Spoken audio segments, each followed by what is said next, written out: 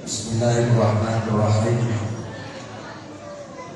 Assalamualaikum warahmatullahi wabarakatuh.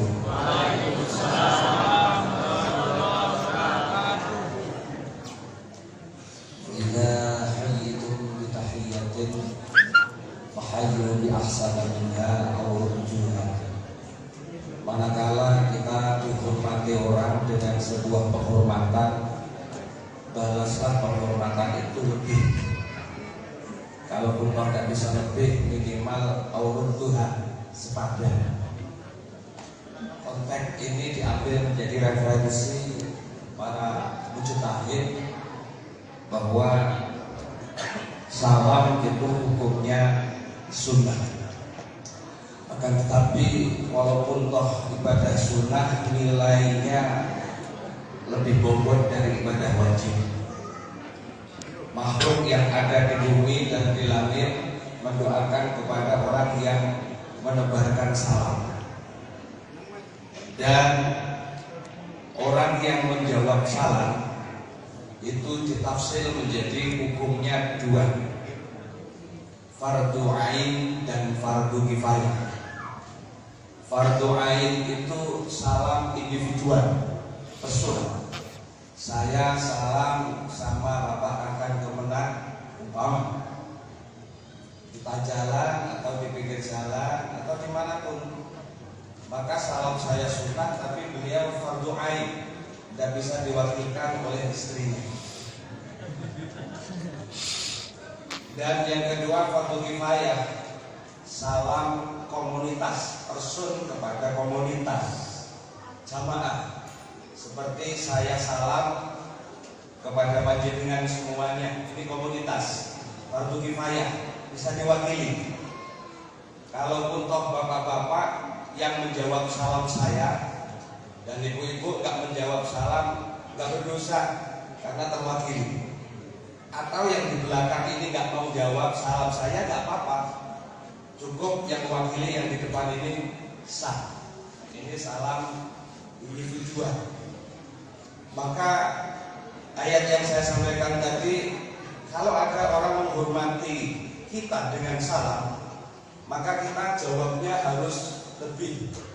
Contoh, di tengah jalan, assalamualaikum bro, nah, begitu kan? Maka jawab salam kita, waalaikumsalam warahmatullah bro. Ada bro-nya juga, ditambah warahmatullah. Amun dia salam sama kita, assalamualaikum warahmatullah, coy, nah, ada coynya, warahmatullah. Kemudian kita jawabnya lebih, waalaikumsalam warahmatullah wabarakatuh, coy, tambah wabarakatuh. Amun dia salam kepada kita komplit, assalamualaikum warahmatullahi wabarakatuh. Apalagi bahasa istilah sekarang, guys, komplit. Jawab kita bagaimana? Ditambahi lebih. Waalaikumsalam warahmatullahi wabarakatuh. Warid. Ditambah lebih. Kalau dia tahu hukum, bagaimana salamnya supaya komplit, biar kelihatan santri. Halo bro, assalamualaikum warahmatullahi wabarakatuh. Warid. Umpamanya kita jawab lebih. Waalaikumsalam warahmatullahi wabarakatuh wa ridwanuhu wa mannuhu wa rahmatuhu wa maghfiratuhu. Wah, banyak banget. Biar gak kepanjangan.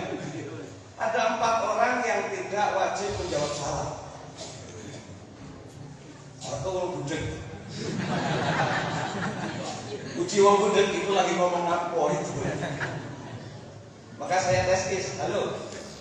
Kalau saya halo sampean biar kelihatan harmonis, hai, begitu ya. Halo. Hai.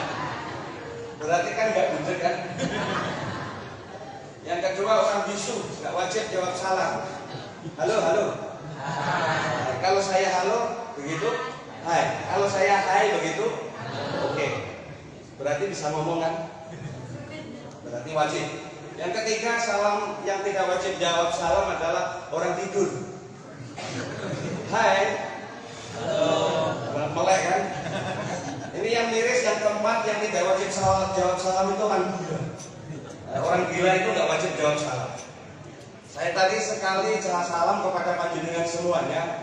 Mungkin ada yang tidak menjawab karena tidak fokus. Maka sebagai upaya tes saya, ya, kelayaan jenengan dikategorikan salah satu di antara orang budek atau bisu atau tidur atau orang gila di sini. Berarti kalau yang tidak jawab itu bisa jadi dari satu di antara empat. Oke, mau pilih mana? Assalamualaikum warahmatullahi wabarakatuh. Waalaikumsalam warahmatullahi wabarakatuh. Sehat semuanya. Alhamdulillah. Alhamdulillahilladzi muqawwiril laili 'alan nahar. Tazkiratan li ahlil qulubi wal absar. Asyhadu an la ilaha illallah wahdahu la syarika lahu syahadatan tunji qailaha min 'adzabin nar. Wa asyhadu anna Muhammadan 'abduhu wa rasuluhu mab'uts rahmatan lil jinni wal bashar. Allahumma shalli wa sallim ala sayyidina Muhammadin 'adada awraqil asyhar wa ala alihi wa ashabihi al-muhajirin wal ansar. Amma ba'd. Fa ya ayyuhal hadirun wal hadirat ittaqullaha faqad fazal muttaqun. Waf'alul khairat wajtanibus sayyi'at la'allakum tuflihun. Tadi baca khotimahnya. Yang sama-sama kita hormati dan kita takzimi Rais Suriah PCNU Pagar Alam Abah, para Rais Suriah MWCNU se-Pagar Alam, Ketua Tanfiziyah PCNU Pagar Alam Yai Ghazali. Beliau tidak undang saya sebenarnya. Beliau perintah kepada saya. Jadi beliau ini adalah guru saya, suhunya suhu di antara PCPCNU. Makanya ketika beliau telepon melalui utusan beliau, Gus Muji, ya alhamdulillah saya laksanakan, ini perintah. Jajaran Tanfiziyah semuanya yang saya hormati. Tak kalah penting yang kita takzimi dan kita muliakan Wali Kota Pagar Alam, dalam hal ini diwakili oleh Bapak Asisten 3. Hadir di samping beliau Bapak Kakan Kemenang. Semoga kandil ke depannya. Amin. Ketua MUI yang saya hormati, tidak lupa juga Bapak Camat, Bapak Kapolsek yang telah mewakili dari Bapak Kapolres, seluruhnya para yai, para ustadz, khususnya memiliki Kiai Haji Zainuddin Abidin. Tapi tidak al-maghfur lahu. Beliau masih sehat walafiat. Ketua PCGB Ansor, sahabat-sahabatku Ansor Banser semuanya, ibu-ibu muslimat, sehat semuanya. Saya lewat tadi bau balsem. Muslimat. Agak kesini tadi baunya parfum karena ada IPPNU. Semuanya, rekan-rekan, adik-adik, santriwan-santriwati, grup hadroh, mohon maaf satu persatu kalau seandainya tidak ada yang disebut. Perkenalkan jika diizinkan, nama saya Usman Syafi'i, lahir di Banyuwangi tahun 1973. Wis tuwek. Apa ngomong wis tuwek? 73. Tanggalnya tanggal 12. Bulannya bulan Agustus. Sebenarnya saya minta agak ditahan dikit oleh ibu itu. Kalau bisa tanggal 17 Agustus. Tapi 12 Agustus itu nggak tahan. Sebab apa? Ibu itu melahirkan saya tidak sendiri. Saya lahir kembar. Adik saya Ali Sodikin. Dulu sebelum di pesantren nama saya Usman Ali. Adik saya Ali Usman. Dibolak-balik. Mirip banget. Saking miripnya, mbah saya dari ibu saya nggak bisa bedakan mana yang Usman, mana yang Ali. Sehingga kalau memanggil dua-duanya dipanggil Manali. Usman sama Ali. Target di dovinya dipakai. Manali. Kalau toh yang datang Usman tetap ada, yang datang Ali ada. Manali. Dan pernah saya itu, maaf, istrinya Yai Ali hampir keliru dengan saya. Rezeki hampiran saya hampir dapat rezeki. Saya nikah di Lampung Utara, terus adik saya Yai Ali itu nikahnya nggak serempak. 95 saya menikah, Yai Ali 97, telah 2 tahun. Mengapa seperti itu? Karena kalau dilihat kata-kata santriwati itu, saya ini anggun. Gak ganteng tapi anggun. Sehingga laku duluan. 2 tahun kelangnya. Saya kemudian di Lampung Utara, 2 tahun kemudian adik Ali, adik saya menikah.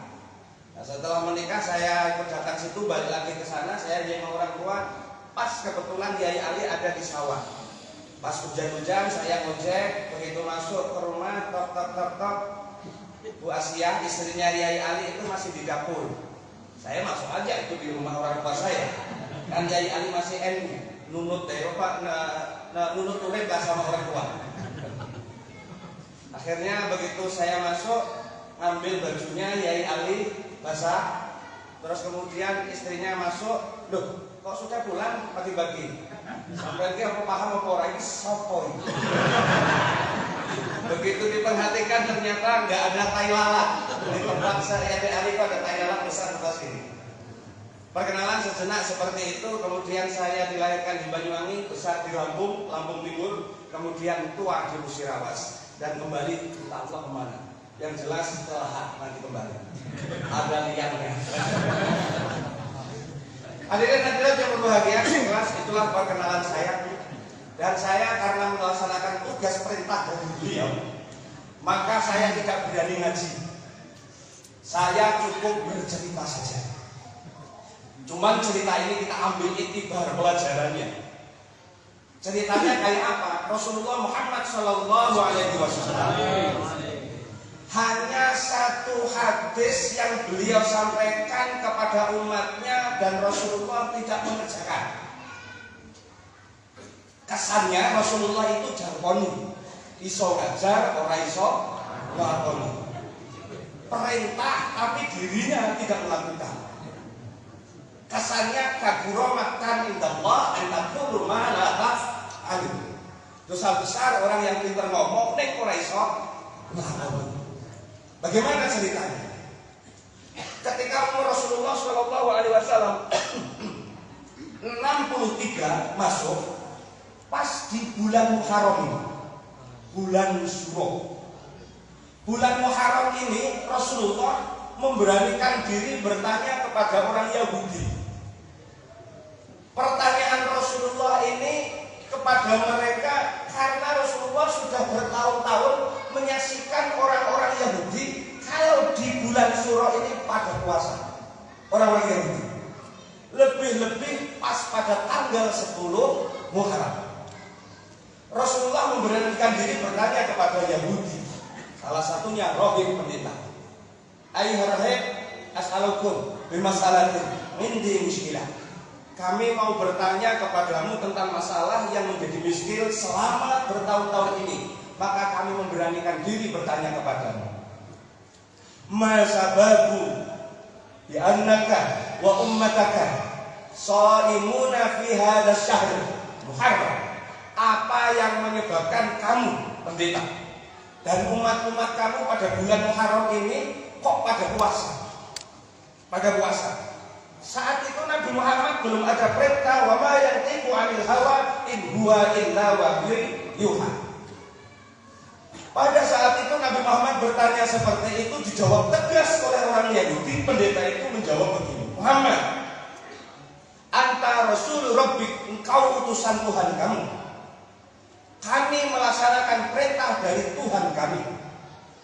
Kami puasa ini ada latar belakangnya pada bulan Muharram, khususnya di tanggal 10. Mengapa?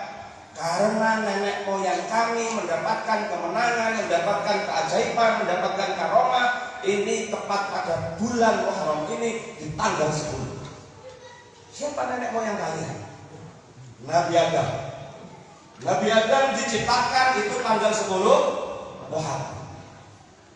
Kemudian Nabi Adam dikeluarkan dari surga tanggal 10 Muharram. Dipisahkan dengan Siti Hawa dan dipertemukan pada tanggal 10 Muharram. 3 histori Nabi Adam menjadikan sebuah karomah baginya bulan Muharram. Terus siapa lagi? Nabi Musa perang dengan Fir'aun, mendapatkan kemenangan, bisa membelah Laut Merah, dan kemudian Fir'aun tenggelam bersama bala tentaranya. Keselamatannya Nabi Musa itu pada tanggal 10 Muharram. Terus siapa lagi? Nabiullah Ibrahim. Nabiullah Ibrahim dibakar oleh Raja Namrud, selamat, dan kemudian tidak satu pun kulitnya melepuh akibat api itu pas tepat tanggal 10 Muharram. Terus siapa lagi? Nabi Nuh alaihissalam yang umurnya kurang 1 tahun, 1999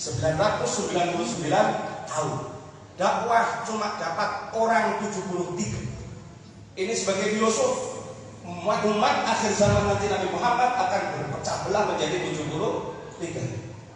Dari peradaban histori Nabi Nuh. Nabi Nuh selama dakwah itu gak tahan, minta kepada Allah agar kiranya Allah mengutuk kepada umat-umatnya.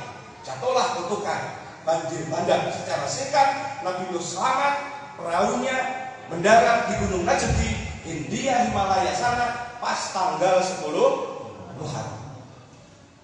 Inilah diantara yang menyebabkan kami orang Yahudi berpuasa. Hari ini hari kemenangan nenek moyang kami. Kami berharap tafaul, berkah ada yang kami lakukan puasa ini akan kami dapatkan. Jawab Nabi Muhammad Shallallahu Alaihi Wasallam dengan lantang, wa ana hak minkum. Kalau begitu kami beserta umat-umatku lebih berhak untuk melakukan puasa tanggal 10 Muharram. Makanya tidak terkesan supaya Nabi Muhammad tasyabbuh menyerupai kepada amaliyahnya orang Yahudi. Nabi Muhammad memberikan kesunahan ditambahi puasa tanggal 9, disebut Tasu'a. Tanggal 9 besok disunahkan bagi kita untuk berpuasa 1 hari. Awaitu samawatin yaumi Tasu'a sunnatan lillahi ta'ala. Tanggal 10 Muharram nawaitu samawatin min yaumi Asyura Muharram sunnatan lillahi ta'ala. 2 puasa yang akan dilakukan oleh umat Nabi Muhammad Shallallahu Alaihi Wasallam nilainya ibadahnya adalah 1 pada tanggal 9. Seluruh amal jelek kita selama 1 tahun dihapus oleh Allah Subhanahu Wa Taala, ditik-ek, kemudian diganti dengan amalan pahala yang baik. Alhamdulillah. Dan tanggal 10 Muharramnya ini dicatat sebagai amalan baik yang akan datang, dilipat gandakan, dosa-dosa yang akan datang dimusnahkan oleh Allah Subhanahu. Oh, kalau begitu mudah Pak Ustaz. Maksudnya kalau saya sudah puasa tanggal 10 Muharram, tahun depan nyuri aja, nyolong. Karena apa? Nanti akan diampuni oleh Allah Subhanahu. Ini pemahaman yang sesat dan menyesatkan. Halo. Kemudian setelah lewat bulan Muharram, kemudian cara Dewi Suro, Safar, Mulut, Nabi Muhammad Rabiul Awal meninggal. Tanggal 12 Rabiul Awal beliau meninggal. Nabi Muhammad dilahirkan hari Senin, tanggal 12 Rabiul Awal tahunnya Gajah, dan meninggalnya tepat pada tanggal 12 Rabiul Awal hari Senin. Nabi Muhammad Shallallahu Alaihi Wasallam memerintahkan kepada kita untuk berpuasa 2 hari. Nabi Muhammad aturan memperpanjang sedikit kontraknya dengan Israel, nunggu bulan Muharram depan, biar ucapan saya ini tidak terkesan saya ini jargoni. Saya iso ngajar, iso perintah tapi tidak melakoni. Maka mohon ya Allah, jangan kau matikan aku sebelum saya puasa di bulan Muharram yang akan datang. Tapi kehendak Allah sudah baik. sudah baik. Sehingganya 3 bulan kemudian setelah beliau menyampaikan hadis untuk berpuasa 2 hari ini, beliau meninggal. Inilah satu-satunya hadis yang mana Rasulullah tidak melakukannya, dan umatnya diprioritaskan harus berpuasa, hukumnya sunat, bukan harus, hukumnya sunnah. Hai. Dan orang-orang yang rata-rata melakukan kegiatan ritual, kegiatan amaliyah bulan Muharram ini orang NU. Di tempat saya malam 1, ini malam 1 ya, malam 2 kemarin di Tugu Sempurna itu tradisi masih nyata, masih ada, dan kultur ini kayaknya tidak akan musnah, turun-menurun. Apa? Sedekahan yang perapatan. Di tempat sampai ada dulu orang Jawa itu biasa di perempatan. Apalagi di perempatan itu yang rata-rata kemudian disinyalir apa banyak kejadian kecelakaan di situ di tempat. Ini masih mitos-mitos seperti itu dilakukan di bulan Muharram. Katanya apa? Bulan Muharram ini adalah bulan sangat, bulan angker, bulan suro, bulan yang mencekam, bulan yang menakutkan. Karena apa? Dilarang bagi umat Jawa khususnya.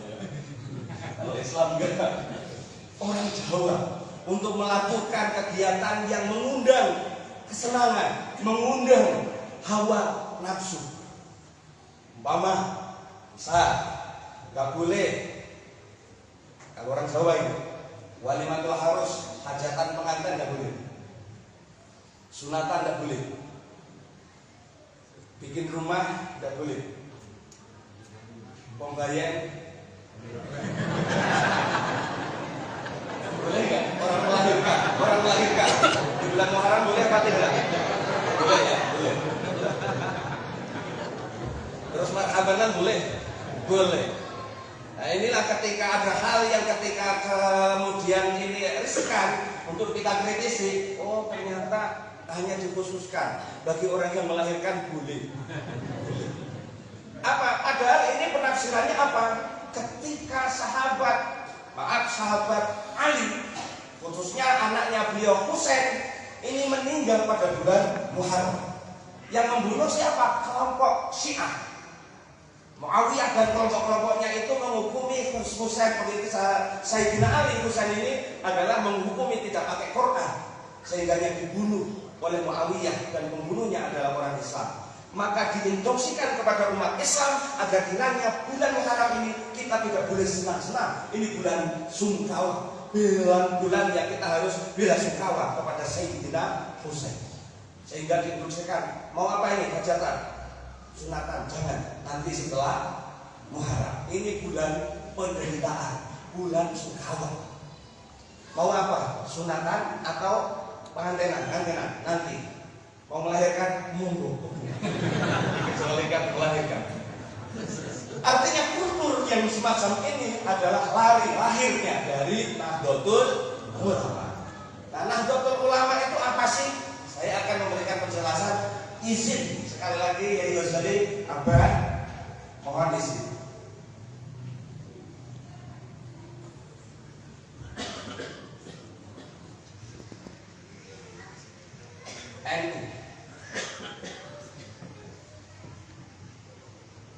Nahdlatul Ulama, bangkitnya para ulama. Mengapa di Indonesia kok ada NU, Nahdlatul Ulama? Apa sih Nahdlatul Ulama ini? Adalah organisasi keagamaan. Organisasi satu, keagamaan. 2, NU ini organisasi kemasyarakatan.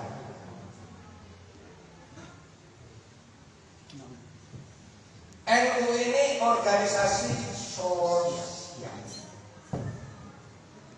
Organisasi keagamaan, tentunya agama yang dinaungi atau agama yang dilindungi, agama yang dibawa di sini adalah Islam. Konteks Islamnya yang dibawa di sini adalah wajib ahli sunnah wal jamaah. Tadi saya presentasikan ahli sunnah wal jamaah. Kemasyarakatan NU ini karena organisasi yang berinteraksi dengan masyarakat, tentunya ada pedoman-pedoman yang harus dilakukan oleh Nahdlatul Ulama ketika hidup bermasyarakat yang beragam etnis, beragam agama. Bagaimana NU mengambil sikap di situ dan bisa menjadi sebuah uswah panutan. Yang dikedepankan adalah tawasul,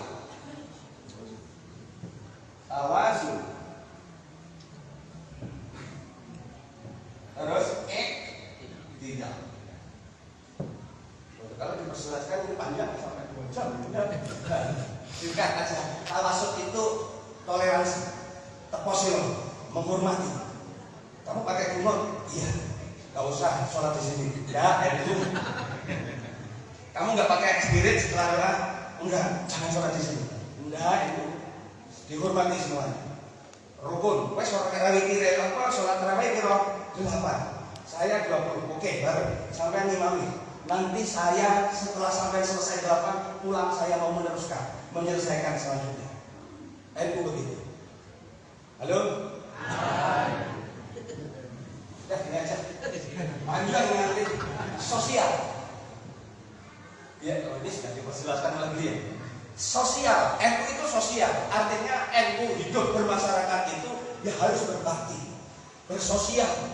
Artinya bersosial itu membantu sesama. Sosialnya orang NU tidak hanya kepada orang yang hidup, tetapi sampai orang yang mati.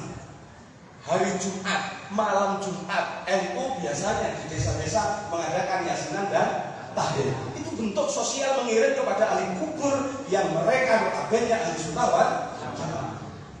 Ada yang punya keyakinan apa? Ya sampai ke ahli kubur, apa? Silakan kita hormati kalau dia punya pemahaman seperti ini. Tapi bagi NU yakin. Karena apa? Nabi Shallallahu Alaihi Wasallam mereferensikan beberapa hadis. Ketika kalian lewat di kuburan, silakan ucapan salam kepada ahli kubur. Assalamualaikum ya ahli kubur, minal muslimin wal muslimat, antum sabiqun, wa inna insyaallah bikum lahiqun. Salam kepada ahli kubur sambil jalan, sambil nyopir lewat kepada kuburan, hormat, minimal ngebel. Assalamualaikum, tim ahli kubur. Halo. Salam lagi lewat ada nyampe. Apalagi kemudian kita niat di rumah ambil sedekah, salaman, silaturahmi, dan kemudian mengirim tahlil yasin kepada mereka, bentuk sosial kepada orang yang sudah meninggal. Bisa disaksikan kalau jenengan besok mati, jenengan mati ya. Coba saksikan kuburan-kuburan yang tidak pernah mendapatkan kiriman tahlil dan yasin malam Jumat itu nelongsong, peteng dedet, gelap gulita. Kata mereka, Mas, tok. Kok kuburan padang bilang setiap malam Jumat? Iko, anak-anakku lagi yasinan ngirim aku. Alhamdulillah. Untuk proses sosialnya singkat begitu aja. Nah, bagusnya. Sip, udah aswad saya. Harus ini mujis. Sekarang begini, NU itu mengawal kepada akidah ahli sunnah wal jamaah aswaja. Sekarang aswaja itu apa sih? Aswaja. Saya mau menjelaskan aswaja. Kata Rasulullah Shallallahu Alaihi Wasallam, "Sataftarikul Yahudu isnain wa sab'ina firqah, ihda wa sab'ina firqah, wan Nasara isnain wa sab'ina firqah, wal Muslimun salasas wa sab'ina firqah." Besok di akhir zaman orang Yahudi akan terpecah belah menjadi 71. Orang Nasrani terpecah belah menjadi 72 golongan. Dan orang Muslim akan terpecah belah menjadi 73 golongan. Cerita Nabi Nuh tadi, filosofnya Nabi Nuh alaihissalam. 73 ini kata Nabi, minhum an-najiyatu wahidah. Di antara 73 ini yang selamat cuma satu. Kila ya Rasulullah, manhum. Para sahabat bertanya, siapa mereka yang selamat dari 73 itu Rasul? Rasulullah menjawab, hum ahlus sunnah wal jamaah. Ahlus sunnah wal jamaah. Ini kata Rasulullah yang dianggap dari 73 kelompok muslim yang akan selamat adalah ahli sunnah wal jamaah. Para sahabat apakah kemudian stop, tidak kritis dengan pertanyaan jawaban ahli sunnah wal jamaah? Tidak. Para sahabat, gila ya Rasulullah, manhum ahli sunnah wal jamaah. Nah terus siapa sih ahli sunnah wal jamaah yang kau katakan itu adalah orang kelompok yang selamat? Rasulullah SAW menjawab, hal ma'ana alaih wa ashabi, yaitu para umatku, kelompokku, orang Islam yang ketika melakukan konteks ibadah mahdoh maupun ghairu mahdoh, maka tidak terlepas dari referensi istimbat hukumnya mengambil dari saya, hadis dan sahabat. Kata Rasulullah, ahli sunnah wal jamaah itu apa? Ma ana alaihi wa ashabi. Apa yang aku lakukan dan para sahabatku, ini menjadi referensinya adalah kelompok ahli sunnah wal jamaah. Bisa dipahami? Oke? Lanjut? Saya hapus. Hapus.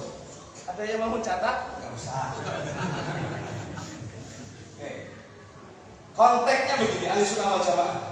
Orang yang tidak mau melepaskan budi orang atas kebaikan ulama. Allah. Ini konteks Allah.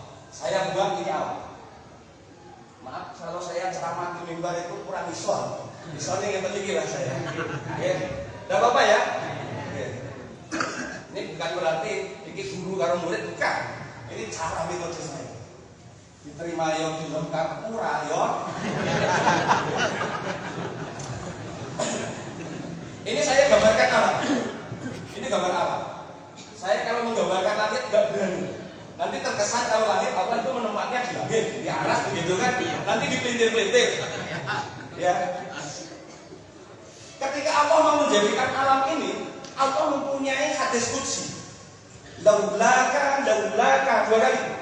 Ma khalaqtu hadzal alam ya Muhammad. Hei Muhammad, kalau tanpamu, maka alam ini tidak akan saya ciptakan. Artinya adanya alam langit dan bumi ini adalah keberadaannya adanya kita dan makhluk ini berkat Nabi Muhammad SAW. Sebelum dunia ini diciptakan oleh Allah, maka Allah menciptakan Nur Muhammad SAW. Nur Muhammad diciptakan dulu. Hari apa? Hari Rabu. Biasanya waktu hari Rabu lahirin itu orang-orangnya itu ya. Jelas. Mantur. Lanjut. Setelah Nur Muhammad diciptakan oleh Allah Subhanahu wa taala, baru Allah menciptakan alam. Taruhlah bumi diciptakan. Wa idh qala rabbuka lil malaikati inni ja'ilun fil ardi khalifah. Ketika Allah berkata memanggil malaikat, sini kamu malaikat, aku mau menciptakan makhluk di muka bumi ini. Makhluk ini adalah khalifah, pengganti. Sebelum adanya manusia yang diawali Nabi Adam alaihissalam, makhluk ini sudah diciptakan, diisi oleh Abal Jan. Abal Jan itu abun, bapak, jin, ibu, yon jin. Jadi bapak jin, yang memiliki sebelum manusia. Sehingganya jin diciptakan oleh Allah untuk menjadi khalifah, sebagai penguasa bumi ini. Ternyata apa? Mereka melakukan keonaran, membunuh, tidak ada kedamaian sama sekali. Qalu, malaikat protes, ataj'alu fiha man yufsidu fiha wa yasfiku dima.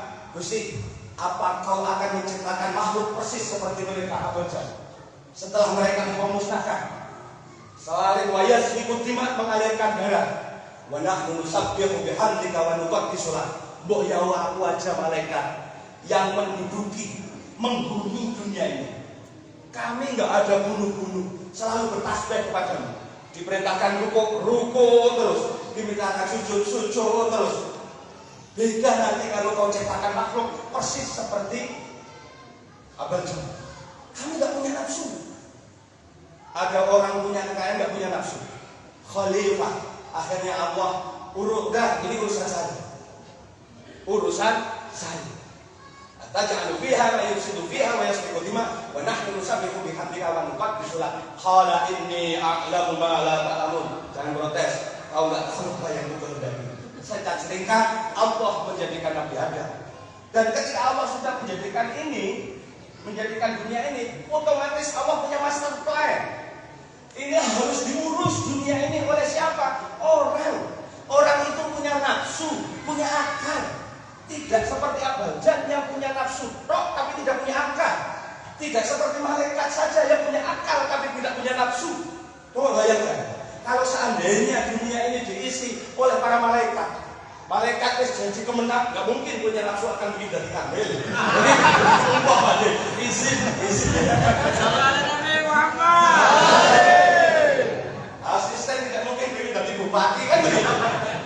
Halo. Ini nafsu. Maka harus ada master plan-nya. Master plan-nya itu apa? Al-Quran. Semuanya ada di dalam Al-Quran. Terus Al-Quran ini mau mengatur ini pakai siapa? Perantara, yaitu malaikat Jibril. Jibril ini membawa kepada siapa? Muhammad sallallahu alaihi wasallam. Masuk? Sekarang masuk berarti orang budak. Bisu, turun. Lanjut.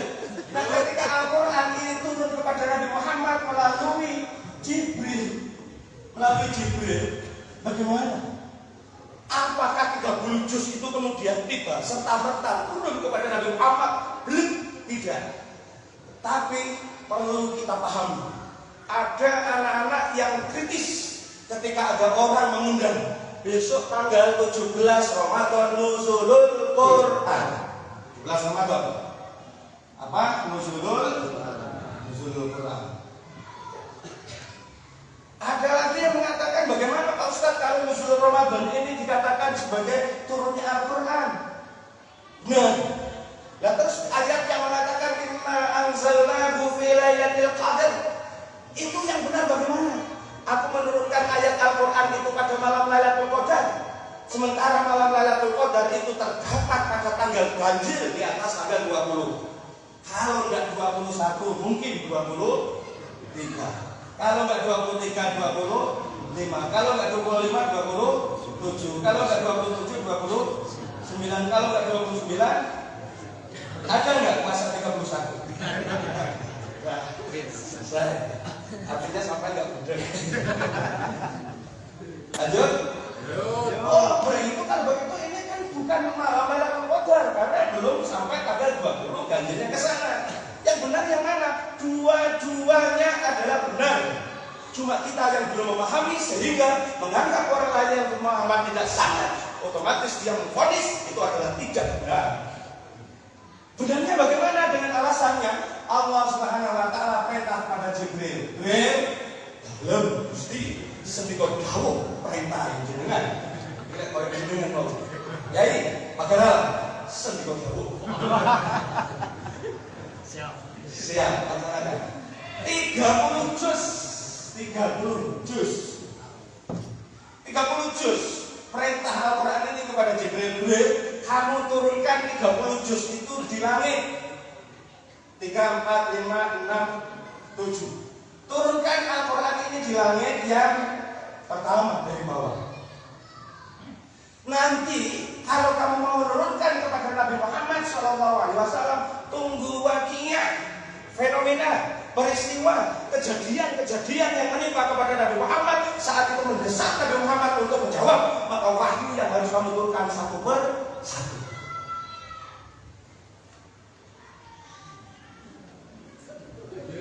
Ayo, ini belum ketemu ahli sunnah wal jamaahnya, Bani.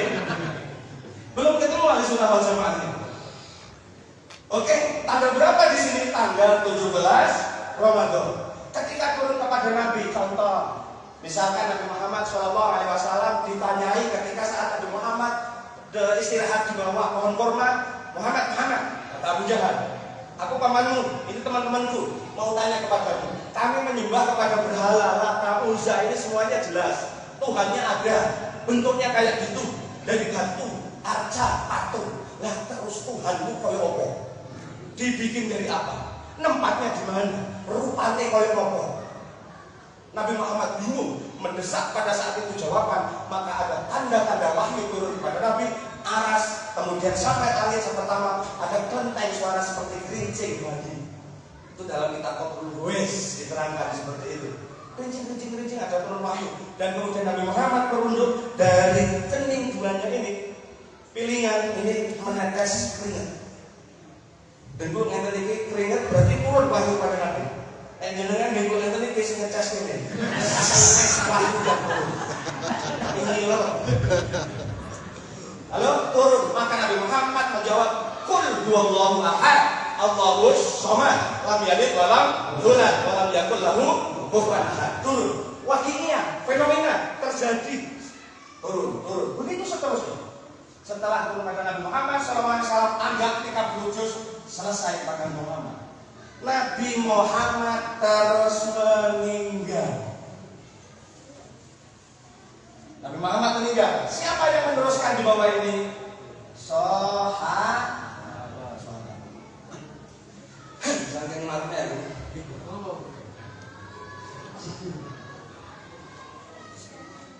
Izin Pak Abang saya.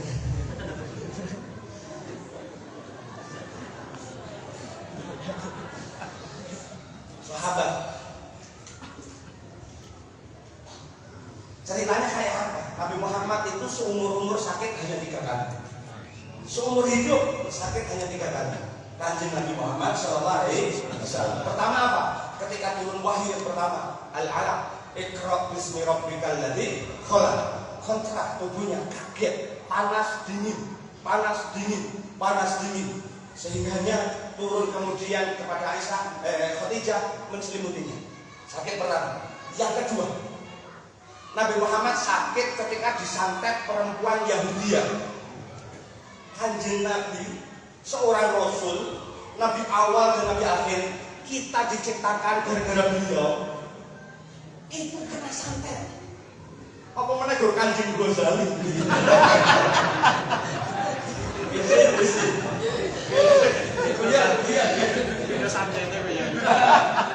Kanjeng Nabi Muhammad kena tenun, kena jengges, kena santet oleh Yahudi. Perempuan Yahudi itu nyantet Nabi Muhammad punya ritual yang paten, punya bacaan yang paten, ucapan-ucapannya paten. Ambil dari mana perempuan itu? Ambil dari pusaran rambut, lek cara wong Jawa unyeng-unyeng. Apa? Umur ya, pusaran rambut kita yang besar ya. Biasanya nek wong sing unyeng-unyeng ini kene ya enek. Nek kene ya enek, nek kene ya enek. Bocah lek unyeng-unyeng loro nakal ya. Apa menak lebih sama loro? Enggak gitu ya. Perempuan ini ngambil dari unyeng-unyeng pusaran rambut itu diambil 7 helai. 7 helai kemudian dia putar, bundeli, diikat. Baca jambi-jambi. Sampai 7. Setiap 1 helai 7 bundelan. 7 bundelan. Kemudian dia perintah Alexander untuk membawa bundelan rambut 7 ini dibawa kemana? Bak mandi Rasulullah Muhammad Sallallahu Alaihi Wasallam. Hebat kan? Rambutnya keriting orang Yahudi ini. Maka alhamdulillah anak dengan ibu rambutnya keriting bisa untuk nyantet itu. Ya bener loh ceritanya perempuan itu. Akhirnya apa? Rasulullah mandi dan kemudian kena santet, sakit, panas dingin. Persis ketika wahyu pertama turun kepada beliau, sakit kedua. Penyembuhannya apa? Rasulullah diturunkan wahyu, Qul a'udzu birabbil falaq, min syarri ma khalaq, wa min syarri ghasiqin idza waqab, wa min syarri nafathat fil 'uqad, wa min syarri hasidin idza hasad, wa min syarri nafathat, dan dari kejelekan wanita yang niup bundelan rambutnya. Kena santet. Begitu ayat ini turun, Nabi Muhammad mandi lagi, alhamdulillah seger. Oleh ono Qul a'udzu birabbil falaq kuwi kena nggih ngobati santet. Kanjeng Ghazali mungkin kena santet Qul a'udzu birabbil falaq. Oh iya. Harus minta ringo, rekop dulu. Sakit yang ketiga. Ini nanti muncul ahli sunnah wal jamaah. Sakit yang ketiga Nabi Muhammad ketika turun ayat yang terakhir. Al-yawma akmaltu lakum dinakum wa atmamtu 'alaikum ni'mati wa raditu lakumul Islam dinan. Ayat ini begitu turun kepada Nabi Muhammad SAW dibacakan oleh Rasulullah di atas mimbar, ada 4 sahabat beliau. 1 Abu, 2 Umar, 3 saya, terus Ali, ini kembaran saya. Kembaran saya. Abu Bakar ini yang paling tanggap terhadap ayat ini. Al-yawma akmaltu lakum dinakum wa atmamtu 'alaikum ni'mati wa raditu lakumul Islam dinan.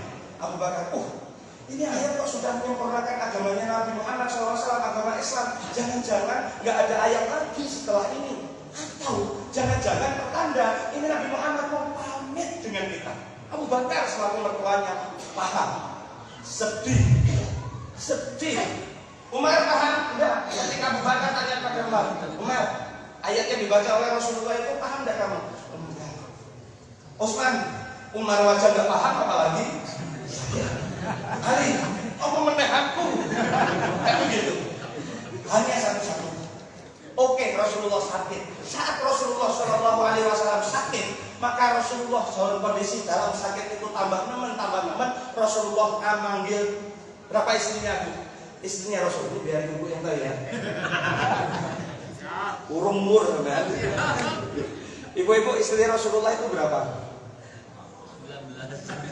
19 nambahin kakek. Ayo ibu-ibu yang tahu istri Rasulullah berapa? 4 kurang. Kakak-kakak ada tahu istri Rasulullah berapa? 7. 11. 7. Oke, benar. 11 istri Rasulullah. Yang 3 meninggal mendahului Nabi. Yang 9 setelah Nabi Muhammad SAW meninggal. Maka Nabi Muhammad ketika sakit itu, tiba-tiba Nabi Muhammad SAW memanggil seluruh istrinya. Dek semuanya, kayaknya saya sudah tidak tahan. Gilir, hari ini dipapah ke rumahmu, besok ke rumahmu, gilir sampai 9. Mbok yahau, dimusyawarahkan, dimufakat. Saya ditaruh di mana? Terserah. Mau ditaruh di tempat siapa saya nanti. Biar nanti kalian itu ketika giliran yang datang ke tempat ini merawat saya. Mereka bermufakat, Rasul, karena kami tahu apa isi hatimu yang kamu harapkan. Kami bermufakat, engkau ditaruh di rumah Aisyah alaihi salam. Aisyah itu siapa? Putranya Abu Bakar. Kembalinya nanti. Dilanjut apa sudah ini? Lanjut.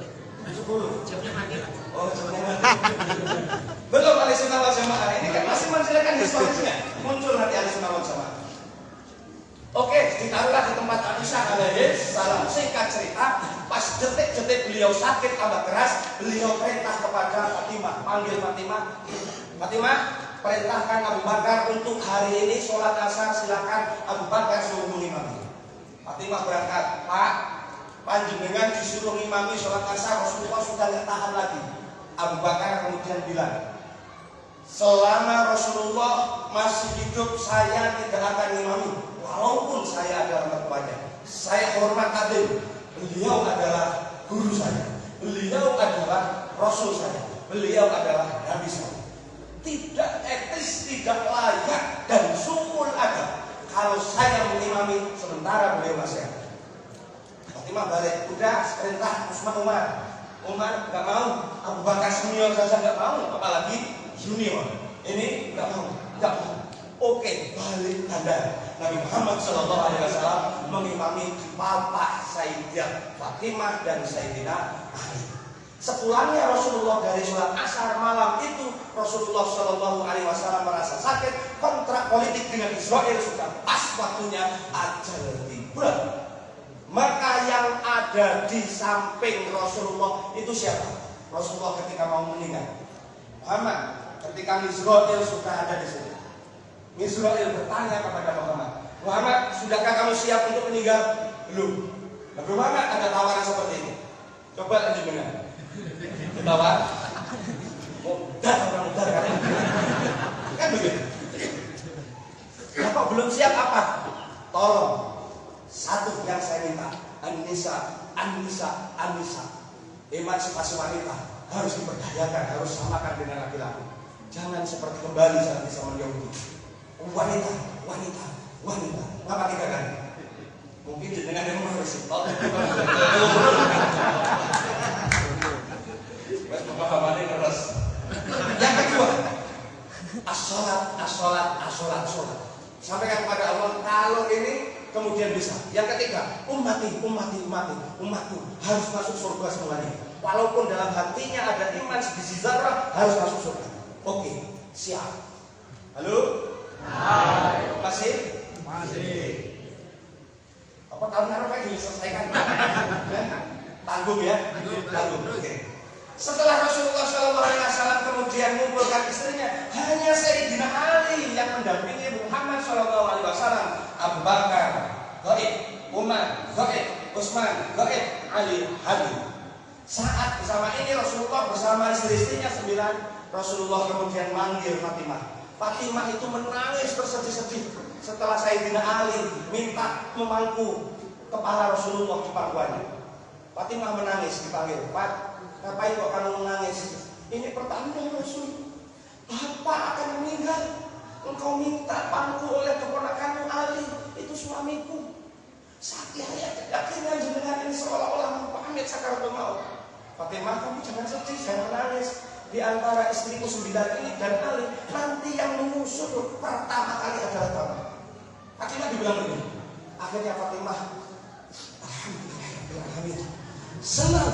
Air matanya yang mengalir mau ditinggalkan Rasulullah itu tiba-tiba stop, dibendung, dan kemudian kegembiraan dia, alhamdulillah. Hebat Fatimah. Coba ibu-ibu, panjenengan punya mbah sudah sakaratul maut, anak-anak ilake mbah ucap mbah Allah, Allah. Jenengan gantian ayo Bu ucap kekal paket Allah. Terus mbahmu bilang, "Duh, enggak usah khawatir ya, Duh. Kok seminggu bener gue mati." Kira-kira tambah nangis apa seneng? Nah, ini luar biasa. Imannya Fatimah begitu dikabari nyusul kepada Rasulullah, dan ternyata Fatimah gembira. Alhamdulillah. Walhasil Rasulullah meninggal. Selesai. Ayo bersama-sama tarsih. Inna lillahi wa inna ilaihi raji'un. Selesai sudah kan? Belum.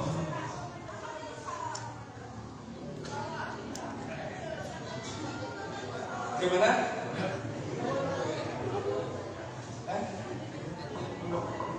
Ada yang terus ya. Singkat cerita. Setelah ini bagaimana yang terjadi? Muncul perdebatan, konflik internal. Para sahabat-sahabat itu muncul konflik. Para sahabat Rasulullah ini ada dari kalangan Madinah. Orang Madinah ini disebut adalah orang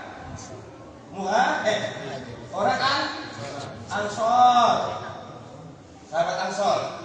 Terus ada lagi rombongan maka ini orang Muhajirin.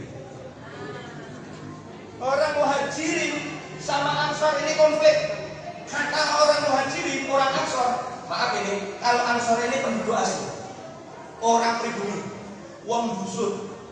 Kalau Muhajirin ini jenengan iki lah wong terang, wong celah sengir, wong terang, wong kumuh, wong kumuh, ya. Ini wong terang ini Muhajirin.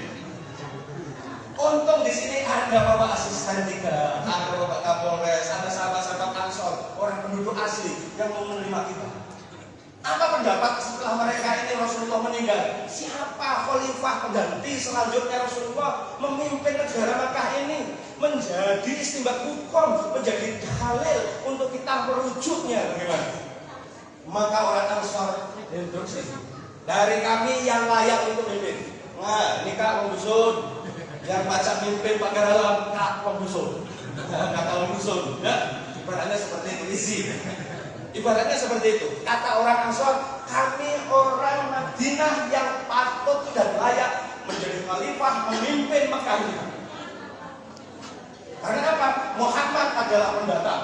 Abu Bakar wong terang, Umar wong terang, Utsman wong terang, Ali wong terang. Ini gak layak. Kata Muhajirin bilang, yang gak harus imam dusun, tidak harus orang pribumi. Yang memimpin ini Rasulullah telah mengajarkan kepada kita, bagaimana tepo selero dalam semua peradabannya. Nah terus Madinah ini bisa menjadi kota madani, kota yang beradab keberagamaannya dalam berbangsa dan bersuku beragama. Ini gara-gara ada kami. Ada mana? Kok kedalam ini orang kayak kami NPOR apa kali lebih NKRS kita seperti itu. Ada kami yang layak untuk menjadi khalifah pengganti Muhammad adalah kami dari Muhajirin, wong teran yang layak. Akhirnya apa? Dua pendapat ini tidak bisa menghasilkan sebuah musyawarah dari pertimbangan sehingga memutuskan ada kelompok lain yang mempunyai usulan. Ini kelompok siapa? Khawarij ini kelompok dari mana? Bukan dari Madinah, bukan dari Makkah. Terus kelompok mana ini? Kelompok aktivis. Aktivis dari mana? Kelompok Akrobi, wong kudu, wong alas, wong anak suku anak dan Akrobi.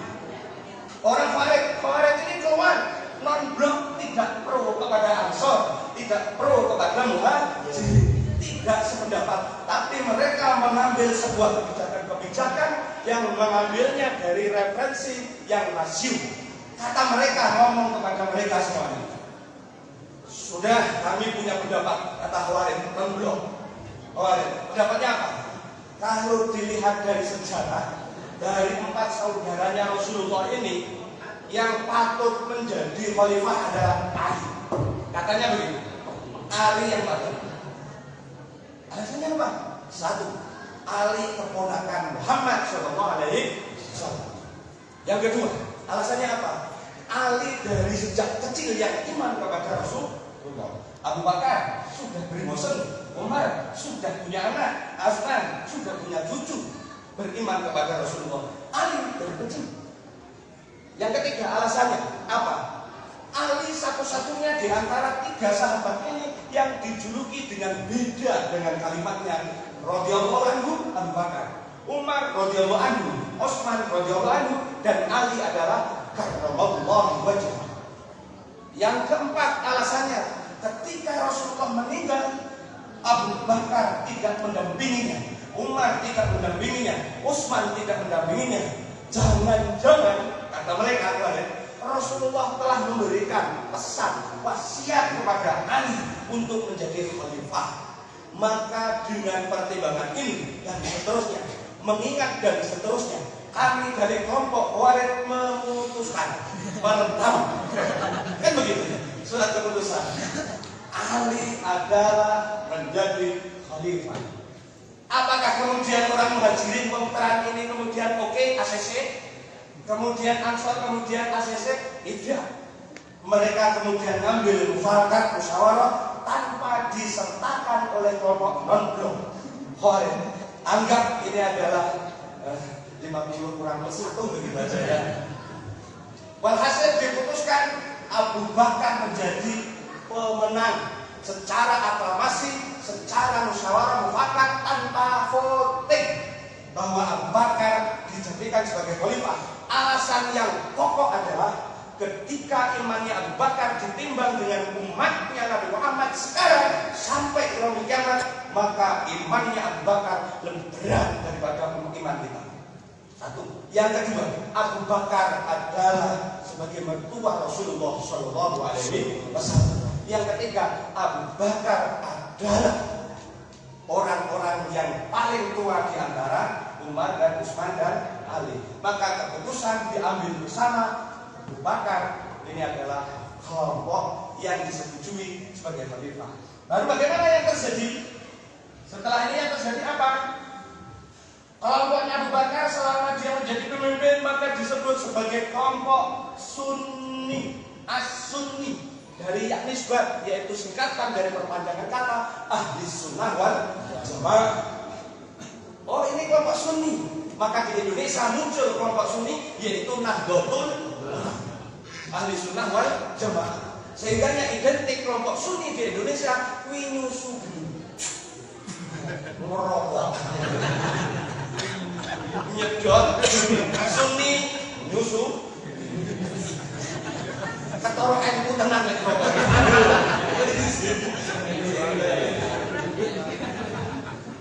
Halo. Hai. Kelompok Sunni, biar dong ya.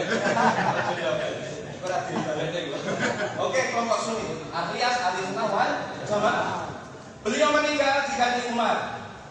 Tetap kelompok Sunni. Kemudian Khawarij ini apakah kemudian pro dengan ini ketika menjadi khalifah? Ini kelompok yang merongrong pemerintahannya khalifah, kritis, intimidasi, intervensi, nggak setuju dengan kebijakan yang dilakukan oleh khalifah.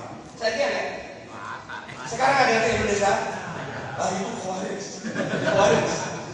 Anti Pancasila, anti Pancasila. Pokoknya harus wilayah pokoknya ya. Ini kelompok dari zaman Rasulullah sudah ada. Umar kemudian menggantikan Abu Bakar. Khawarij tetap begitu aja. Beliau mengagungkan ini. Pokoknya kapan-kapan Ali kalau jadi khalifah, kami akan hormat, patuh. Halo. Umar meninggal, digantikan oleh Sayyidina Utsman. Masihkah kelompok yang mengikuti Umar ini Sunni? Masih Sunni. Mas kemudian mengikuti Umar Utsman Sunni. Umar meninggal, kemudian diganti Ali. Ini baru. Nah, sekarang kami pemenang. Kami kemarin oposisi, sekarang kami pendukung. Harus pro dengan di dalam. Ini cerita dulu. Sekarang juga. Nah, kemudian ketika Sayyidina Ali menjadi seorang khalifah, mereka tidak mengakui Abu Bakar. Otomatis ini bukan kategori dari ahli sunnah wal jamaah. Karena apa? Memutus rantai dari sini. Tidak setuju dengan ini. Mereka setujunya Ali. Bahkan mereka Khawarij ini sehingga terpecah menjadi Syiah. Lebih kejam lagi. Kalau seandainya Muhammad ini adalah bukan khatamul anbiya wal mursalin, maka Ali ini adalah layak untuk menjadi nabi terakhir. Saking fanatiknya kepada Ali. Clear. Sahabat sudah selesai. Kelompok Khawarij ini menjadi kelompok kedua. Kelompok pertama adalah Sunni, ahli sunnah wal jamaah. Amaliyahnya apa? Amaliyahnya adalah satu, ketika Rasulullah ini pada hari Jumat ini di kuburan Baqi ini di Madinah, Rasulullah ini Abu Bakar melakukan ziarah ke Baqi, ke sini terus semuanya ziarah. Sunni ini adalah melakukan ziarah. Kemudian Khawarij ini menentang dengan sabda-sabda Rasulullah bahwa ziarah ini adalah diantaranya pengikut-pengikut orang musyrik menyembah kepada Buddha. Ini tetap adalah Khawarij. Ada kelompok dua, pecah menjadi sayapnya adalah Syiah. Sudah 3 kelompok setelah pada zaman Khalifah. Oke, Sayyidina Ali meninggal, siapa di bawahnya? Tabi'in. Di bawahnya lagi siapa? Tabi'in. Di bawahnya laginya siapa? Ulama.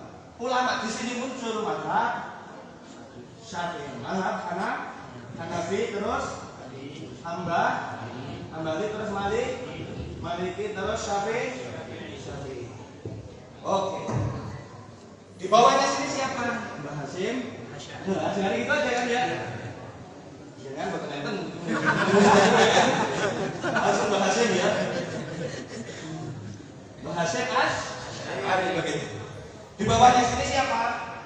Ini Ansor, ada Banser, ada Tataya, ada Ibnu, ada Muslimat. Banyak di sini. PMII, ada lembaga. Nanti pengembangannya di struktural Nahdlatul Ulama. Oke. Sekarang ini ada kelompok yang tidak mau Sunni ahli sunnah wal jamaah memutus rantai dari sini.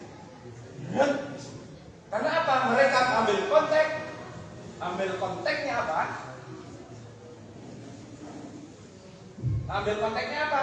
Dikit-dikit pokoknya dasar yang kita amalkan dalilnya adalah Al-Quran dan hadis. Di sini hadis. Oke, Al-Quran. Mereka referensi dalam istinbat hukumnya adalah Al-Quran, kemudian adalah Al-Hadis. Kalau ada amalan yang tidak ada dalam Quran dan hadis, maka ini adalah kelompok yang sesat dan menyesatkan, ahli bid'ah, yaitu Nahdlatul Ulama. Jadi Nahdlatul Ulama ini ada kelompok di sini. Waalaikumsalam ya. Saya tulis. Sementara dihitung banyak di Indonesia ini, ya. Mereka konteksnya Quran dan hadis, mereka tidak mau pakai sahabat, ternyata PKB ini. Pokoknya Quran dan hadis. Oke, kalau Quran dan hadis tidak mau pakai itu, saya mau tesis. Ada ayat begini. Hurrimat alaikumul maitatu wad-damu wa lahmul khinzir wa ma uhilla li ghairillah.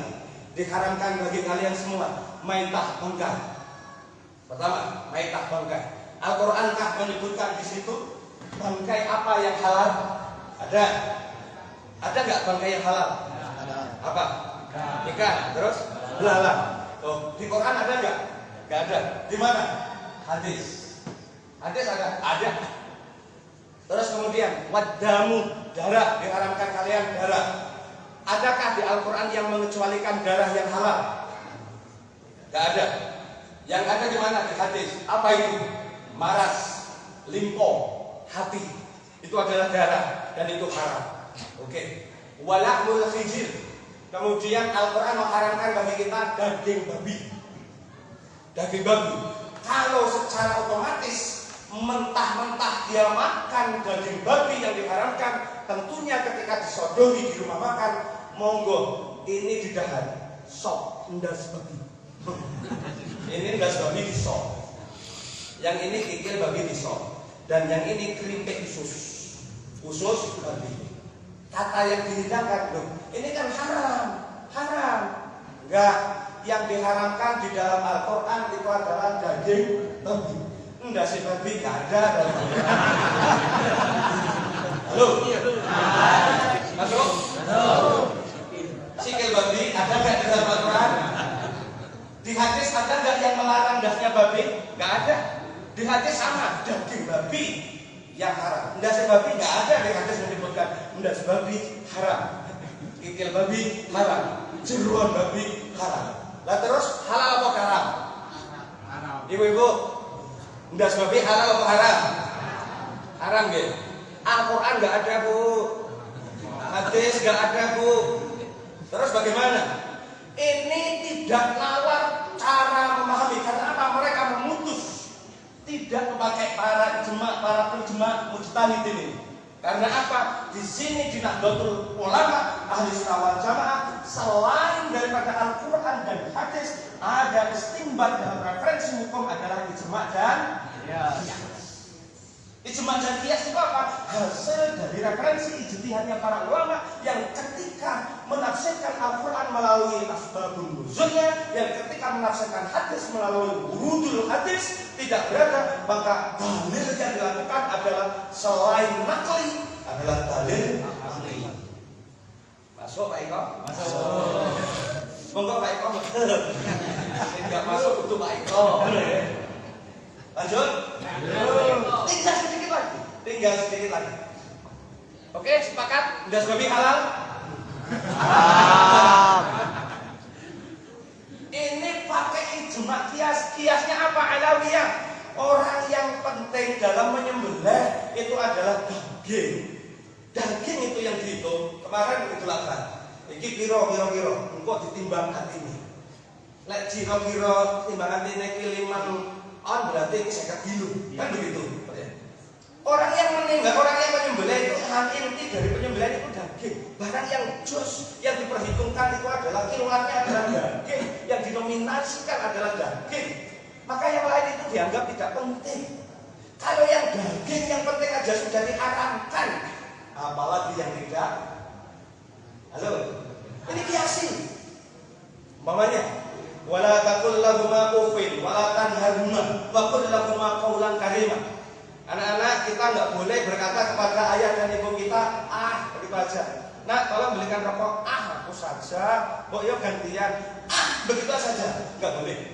Wala tanharhuma, jangan bentak. Hoi, bapak. Hoi, ibu, nggak boleh. Nah terus apa kamu mau memperlakukan? Quran melarang dua.